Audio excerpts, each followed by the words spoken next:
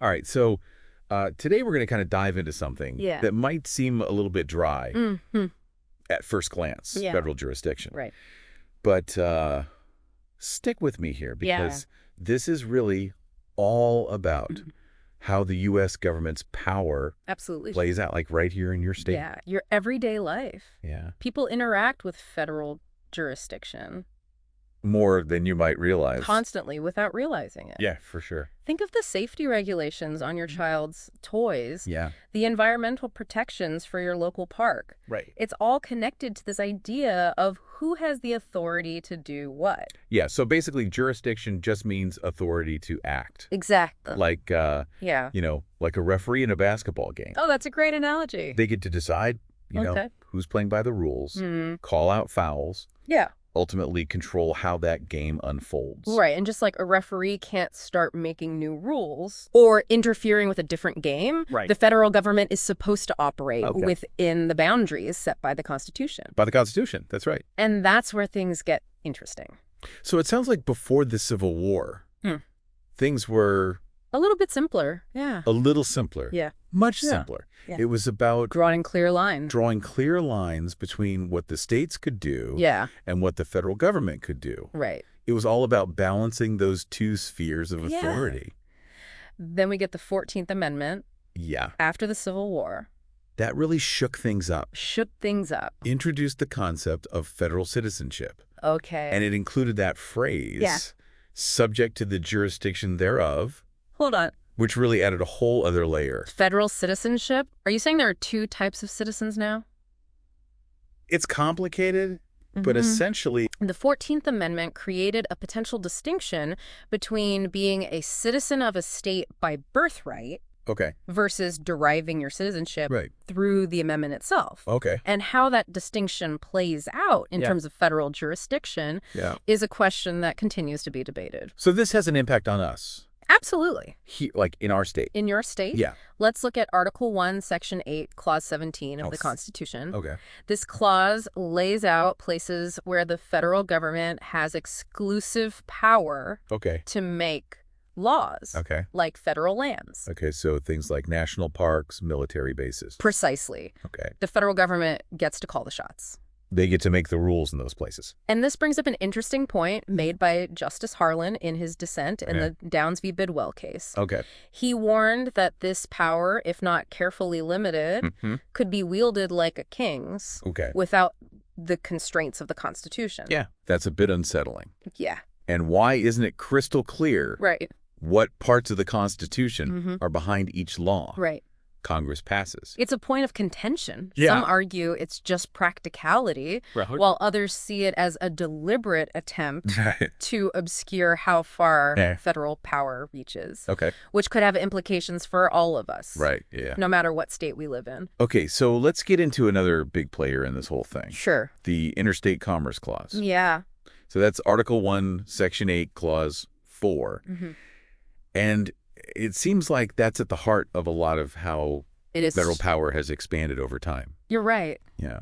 Originally, it Yeah. was designed to prevent trade wars between states Right. and ensure that goods could flow freely across state lines. Okay. It was all about economic unity and stability, Right. but its interpretation has evolved significantly. So instead of just breaking down barriers to trade, Yeah. it's now used to justify regulating anything that could affect Yeah. interstate commerce, That's a big shift. even activities that seem pretty local. Yes. Think about the 1988 federal law Okay. regulating toy guns. Okay. Most toys are made outside of the state where Right. they're sold. Right. So the federal government used the Interstate Commerce Clause Okay. to justify regulating them, Okay. reaching into an area Yeah. that states traditionally handled.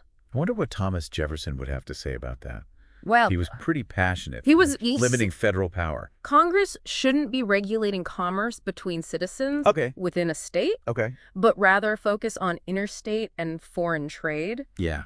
He saw that as a key part of keeping the federal government Good from point. becoming too powerful. So are we saying there are two types of interstate commerce? That's a great question. One for how states interact, Yeah. and another one for how the U.S. government interacts. Yeah, you're right. with its territories? Title 49 of the U.S. Code, Okay. which deals with transportation, Okay. makes a distinction between interstate commerce involving states Yeah. and that involving U.S. territories. Okay. And Article 4, Section 3, Clause 2 of the Constitution Okay. gives Congress broader powers over territories than over states. Okay, that makes sense. Yeah. Now, where do corporations fit into all of this?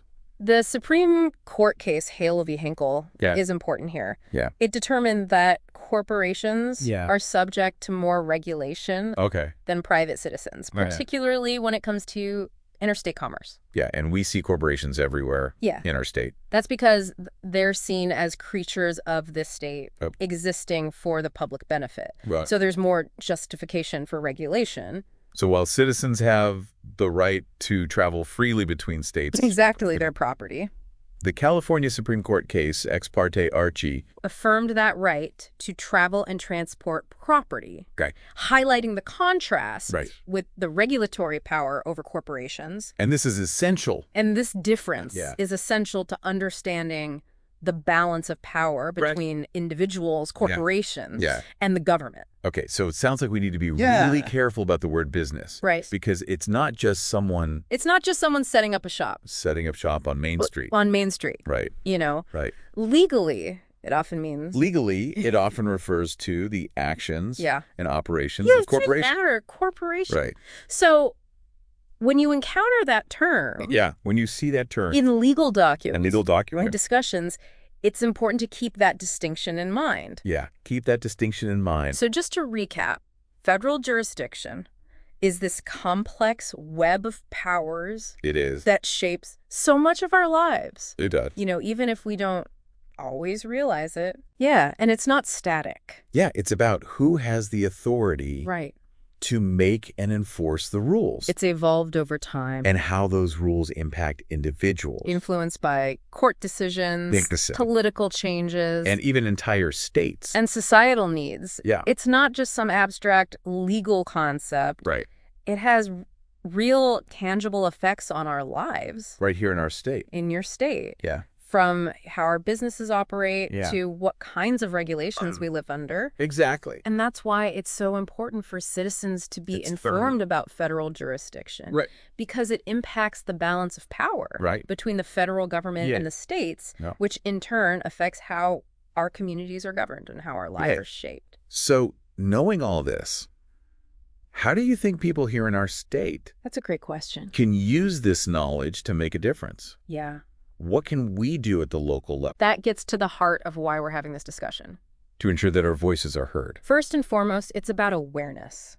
Okay. The more people understand how federal jurisdiction works Yeah. and how it affects their lives, Hmm. the better equipped they'll be Okay. to engage in informed civic action. So knowledge is power.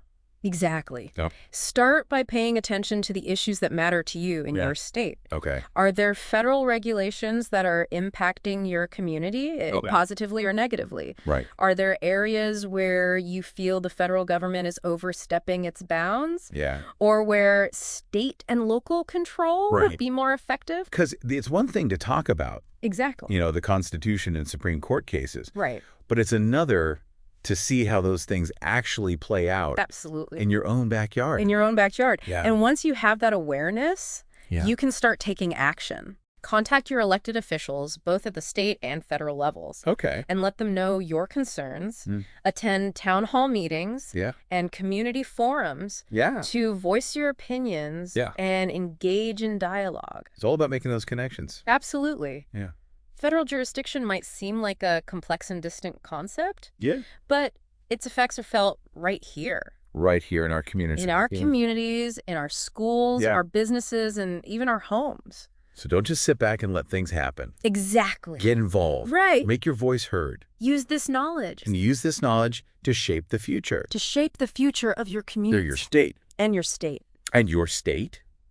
That's right. Precisely. Knowledge is power. Knowledge is power. And in this case, it can be used And in this case, to advocate for positive change. it's power that can be used to advocate for positive change. Right here in our state. Right here in your state. That's a great message to end on. Absolutely. Stay informed. Stay informed. Stay engaged. And remember Yeah, that your voice matters. your voice matters.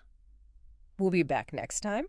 We'll be back next time. For another deep dive. For another deep dive into oh, federal jurisdiction. Federal jurisdiction. We'll talk more about... And we'll talk more about... citizens can get involved. How citizens can get involved. And make a difference. And make a difference in their community. In their communities. So until then... keep learning. Keep asking questions. Keep learning. And keep engaging in the process. Asking questions and keep engaging. In process. For another deep dive. See you next time.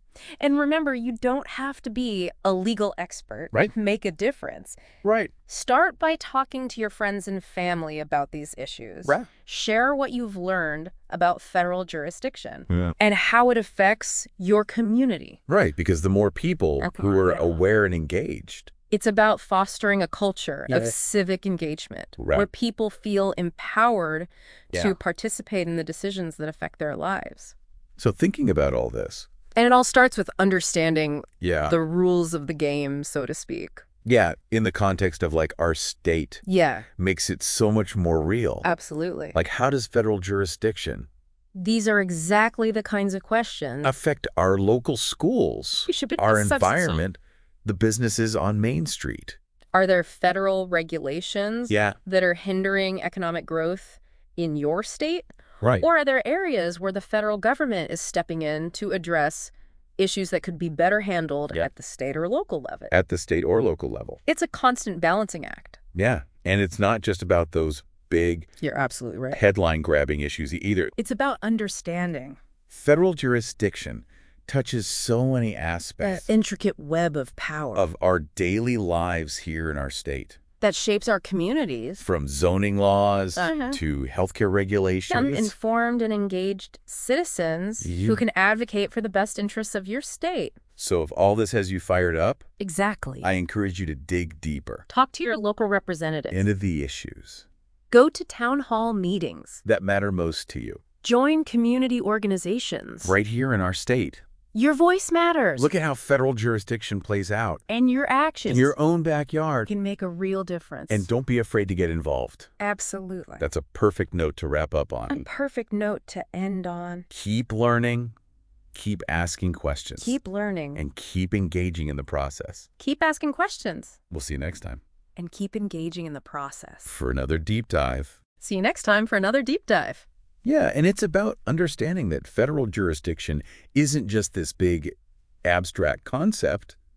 You know, it has very real impacts on our daily lives. Here in our state. Yeah, for instance, you know, are there federal regulations that are hindering economic growth in your state? Yeah, are there things that the federal government is doing?